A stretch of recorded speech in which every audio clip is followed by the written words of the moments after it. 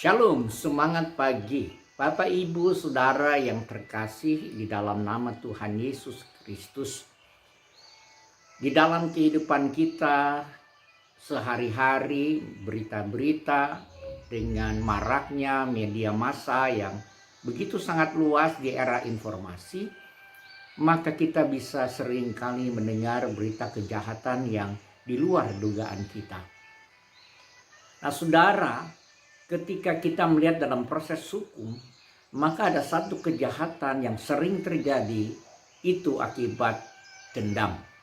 Entah karyawan terhadap majikan dan lain sebagainya, anak terhadap orang tua, juga termasuk bahkan kejahatan-kejahatan lain di dalam kehidupan sehari-hari, termasuk terjadinya pemakaran di sebuah negara dimanapun di muka bumi ini.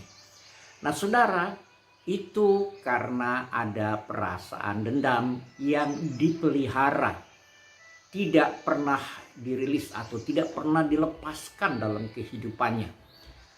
Satu contoh klasik yang ada di dalam cerita Alkitab, yaitu di dalam Injil Markus pasal 6 ayat yang ke-19, demikian firman Tuhan. Karena itu Herodias menaruh dendam pada Yohanes dan bermaksud untuk membunuh dia, tetapi tidak dapat. Nah, saudara, ini sepenggal saja, tetapi kalau kita membaca keseluruhannya, maka kita akan tahu bahwa akhirnya Yohanes Pembaptis dipenggal kepalanya dan menjadi hadiah yang sangat luar biasa untuk ibunya. Saudara, mengapa demikian?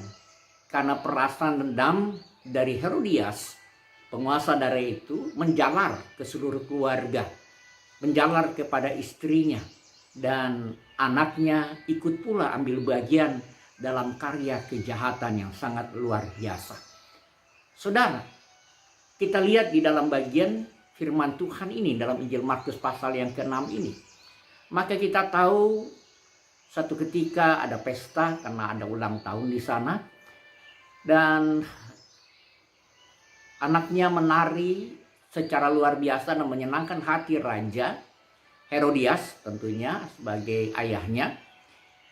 Dan Herodias berkata, apa yang kamu minta akan aku turuti. Dan satu permintaan yang sangat luar biasa, bahwa anak Herodias ini meminta memenggal kepala Yohanes Pembaptis atas permintaan ibunya atau istri dari Herodias. Saudaraku, betapa sangat menyedihkan. Hati Herodias pun sedih, tetapi tidak dapat berbuat apa-apa. Sebagai seorang pemimpin, dia harus melaksanakan apa yang sudah dijanjikannya dengan sumpah. Nah, saudara yang saya kasihi, ini akibat karena Herodias masih memelihara dendam. Walaupun ia senang mendengar apa yang disampaikan Yohanes Pembaptis, walaupun ia seringkali gundah ketika ia mendengar suara Tuhan yang disampaikan oleh Yohanes Pembaptis, tetapi rasa dendam yang masih ada di dalam hatinya membuat seisi keluarganya pun menjadi orang-orang yang mampu berbuat jahat.